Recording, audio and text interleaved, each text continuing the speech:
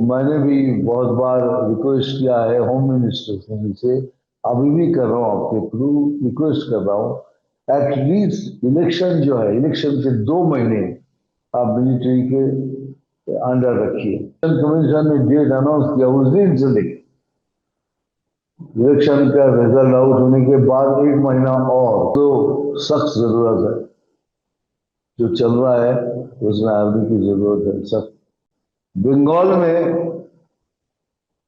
अभी सनातनी लोग, क्रिश्चियन लोग, सिख लोग, जो भी हैं हमारे भाई लोग, ये इस पार्टी को वोट नहीं करेंगे। अभी खत्म वो जमाना हुआ है।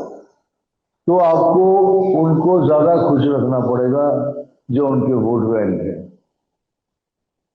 इसीलिए कुछ एक बात गलत उनके खिलाफ उनके लिए कुछ नहीं करेंगे कि उनको हर वक्त खुश रखें, चाहे वो कोई मरे गए कुछ नहीं जाए। করাক যদি পারে তো করাক। মিঠুন চক্রবর্তী এটা জানা উচিত যে সিনেমার পর্দা আর বাস্তব জগতের পর্দা তো এক নয়, পারলে করাক।